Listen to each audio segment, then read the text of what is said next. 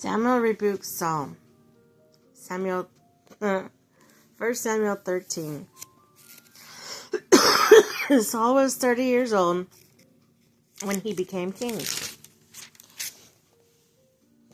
And he reigned over Israel 42 years. Saul chose 3,000 men from Israel. 2,000 were with him in Michmash and the hill country of Bethel, and 1,000 were with Jonathan at Gibeah in Benjamin.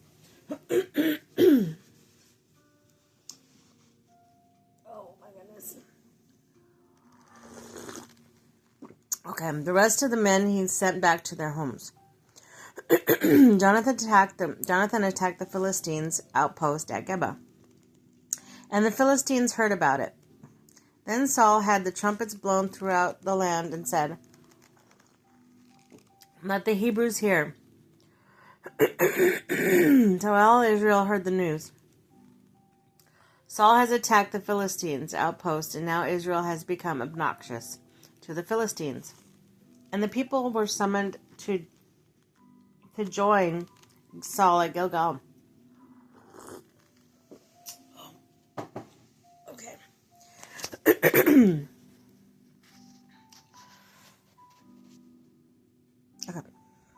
The Philistines assembled to fight Israel.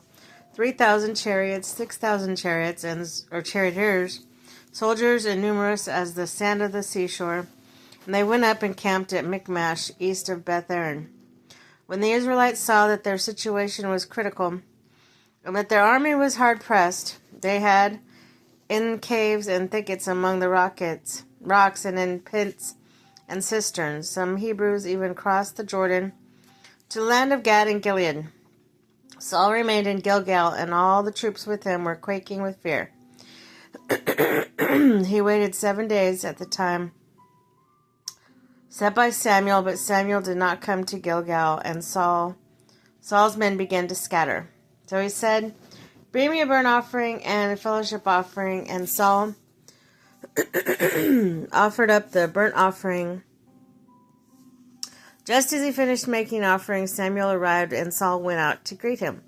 "What have you done?" asked Samuel.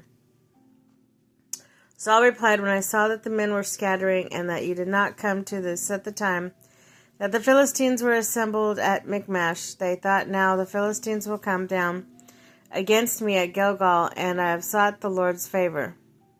So I felt compelled to offer the burnt offering." "You have done a foolish thing," Samuel said. "You have not kept the command of the Lord your God gave you, and if you had, he would have established your kingdom over Israel for all time. But now your kingdom will not endure. The Lord has sought out a man after his own heart and appointed him ruler of his people, because you have not kept the Lord's command." Then Samuel left Gilgal and went up to Gibeah in Benjamin. Saul counted the men who were with him. They numbered about 600, Israel without weapons. Saul and Jonathan and the men with them were staying in Gibeah, Benjamin, while the Philistines camped at Michmash. The raiding parties went out from the Philistines' camp in 3 detachments. Excuse me.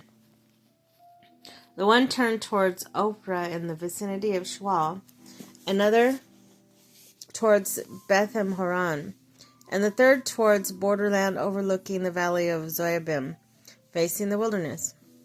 Not a blacksmith could be found in the whole land of Israel, because only the Philistines had said, "Otherwise the Hebrews will make swords or spears." So all Israel went down to the Philistines to have their plows, points, mattocks, axes, and sickles sharpened.